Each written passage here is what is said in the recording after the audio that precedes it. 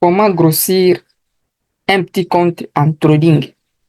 Car ça ne sert à rien de commencer avec un grand compte, car le plus important, c'est le savoir-faire sur le marché financier. Dans cette vidéo, je vais vous montrer étape par étape comment vous parviendrez à grossir ou à remonter un petit compte de trading. Si c'est la première fois que vous tombez sur ma chaîne, moi c'est Constant Trading. Sur cette chaîne, je vous donne toutes les meilleures stratégies qui vont vous permettre de construire votre fortune grâce au trading. Alors si c'est le cas, n'hésitez pas à vous abonner et activer la cloche de notification pour être au courant de mes prochaines vidéos. Alors sans perdre le temps, on se retrouve devant mon écran pour vous montrer comment remonter un petit compte. Allez, let's go. D'accord. Le premier point est d'être d'abord bon sur le plan technique et psychologique, c'est-à-dire avoir une meilleure stratégie qui marche très très bien et savoir gérer les émotions. Cela vous permettra de remonter rapidement un petit compte de trading. Alors, nous allons commencer. Prenons l'exemple que nous allons commencer avec un petit compte de 100 dollars.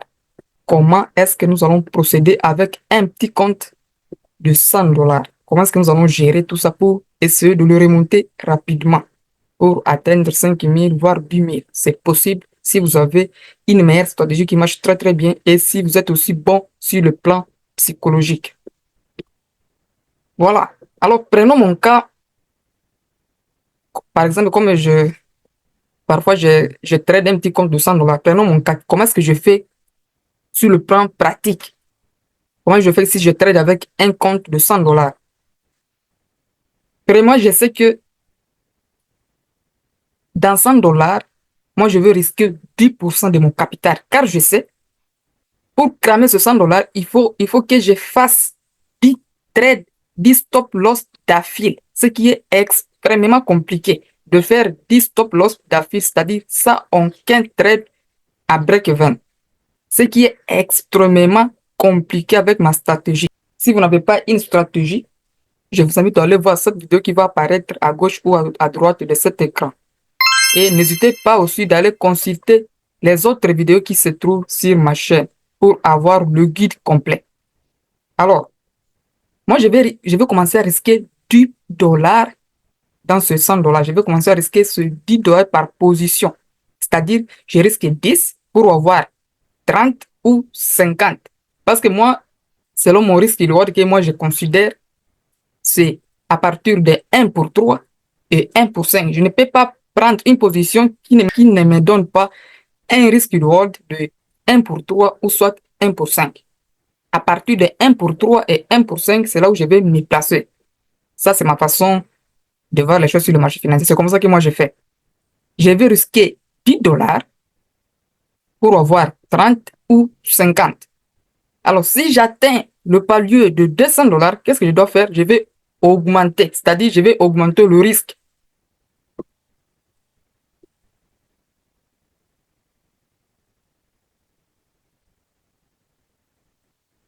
C'est-à-dire je vais commencer à risquer 20 dollars par position. Car je sais, pour cramer ce 200 dollars, il faut que je fasse 10 pertes d'affilée. C'est-à-dire il faut que je fasse 10 stop loss d'affilée. Alors, par exemple, si je suis dans une période de perte, par exemple, je suis dans ce palier-ci de 200 dollars. Si je descends jusqu'à 100 dollars, c'est-à-dire je perds 50% de mon capital, là, je vais maintenant diviser mon risque en deux. C'est-à-dire, au lieu de risquer 20 dollars comme j'ai risqué au départ, cette fois-ci, je vais risquer 10 dollars jusqu'à ce que je vais encore remonter jusqu'à ces 200 dollars pour continuer à risquer comme d'habitude le 10 dollars et le 20 dollars plutôt. Donc, c'est comme ça que je fais. C'est-à-dire, je vais risquer. Si j'atteins un palier quelconque, j'augmente le risque. Parce que si vous n'avez pas une stratégie qui marche très très bien, ça sera très très difficile de faire ce genre de challenge. Le plus compliqué, c'est le début. Si parfois je commence ce type de challenge, si j'arrive à passer le premier palier de 100 à 200, si je suis arrivé à ce niveau-là, je sais que ça va très très bien marcher.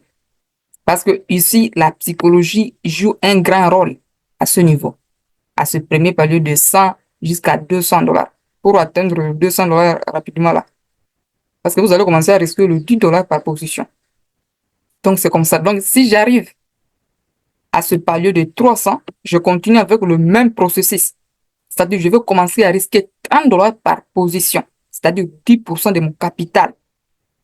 Alors, si j'entame une période de perte et que je réalise 5 stop-loss d'affilée, ce qui est extrêmement compliqué pour ma stratégie. Je ne l'invente pas, mais c'est comme ça que je réalise mes trades. Alors, si j'arrive à faire 5 stop-loss d'affilée, ce qui est extrêmement rare, parfois je vais faire 3 stop-loss d'affilée. Le quatrième, ça peut être le break-even. Et le cinquième, je vais récupérer toutes les pertes que j'ai faites auparavant. C'est très, très important de comprendre d'abord ce que tu fais. C'est très important de maîtriser votre stratégie. Est-ce que ma stratégie me permet de faire ce type de challenge ou pas? Voilà. Lorsque je vais arriver à ce palier de 400 dollars, je vais commencer à risquer 40 dollars par position. C'est-à-dire, je risque le 10% de ce. Si je tombe dans une période de perte et que je divise ces 400 dollars en deux parties, c'est-à-dire, je perds 50% de ces 400 dollars, là, je divise mon risque en deux. Je commence à risquer 20 dollars jusqu'à ce que je vais atteindre encore le 400 pour recommencer avec le 40 dollars comme d'habitude. Je ne sais pas si vous comprenez ce que je veux dire là. N'hésitez pas à poser toutes vos questions dans l'espace commentaire. Donc, si je suis dans une période perdante, je vais diviser mon risque. Donc, je divise mon risque au cas où je viens de perdre le 50% de mon capital. Voilà. Si je n'ai pas encore perdu les 50% de mon capital, je risque le même montant, c'est-à-dire le 10% de mon capital. Ça peut arriver, mais je ne sais pas comment est-ce que je dois faire le 5 stop-loss d'affilée sans toutefois faire un BE, ce qui est extrêmement compliqué en fait. Bon, je ne sais pas de votre côté, mais pour moi là, c'est très très compliqué de faire 5 stop-loss d'affilée. 1, 2, 3, 4, 5 stop-loss. Ah, peut-être je viens de violer quoi? Euh, mon plan de trading. Ça peut arriver parce que toujours avec la psychologie, voilà, ça peut arriver. Mais je ne les souhaite pas vraiment. J'essaie de gérer mes émotions, tout ça, mais je ne les souhaite pas. Ça peut arriver un jour, mais je ne les souhaite pas que cela m'arrive. C'est extrêmement compliqué de faire des stop-loss d'affilée. À partir de 5 là, ça devient très très compliqué. 3, oui, ça m'arrive de faire 3 stop-loss d'affilée. Et le quatrième, B, le cinquième, ça récupère toutes les pertes que je fais. Voilà. Et lorsque je vais atteindre le palier de 500 dollars, cette fois-ci, je risque 50 dollars par position, le 10% de 500 dollars. Ainsi de suite. Si je perds 50%, cette fois-ci, je vais commencer à risquer 25% jusqu'à ce que je vais atteindre encore le 500 dollars pour recommencer avec le 50 dollars par position. Lorsque je vais atteindre le 600 dollars, cette fois-ci, je vais risquer 10% de ce 600 dollars qui est les 60 dollars. Donc, ça sera ainsi pour les autres paliers qui se trouvent en dessous. Alors, si vous n'avez pas encore eu une stratégie solide, une stratégie qui a plus de probabilités, alors ça ne sert à rien de faire ce type de challenge. Il faut que vous ayez d'abord une stratégie qui marche très très bien, avec un win rate acceptable, parce que je sais vous backtexter d'abord vos stratégies avant de commencer à trader en réel. Parce qu'un trader qui sait faire son boulot, il doit d'abord backtester sa stratégie pour voir si ça fonctionne ou pas. Voilà.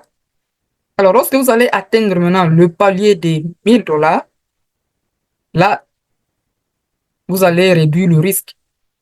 Vous allez commencer à risquer, au lieu de risquer 10% par position, là, vous pouvez risquer même 50% de votre position. C'est-à-dire, vous risquez 50 dollars par position.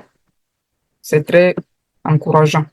Au lieu de risquer $100 par position, vous pouvez risquer $50 par position et vous partez petit à petit jusqu'à l'atteinte de $5000.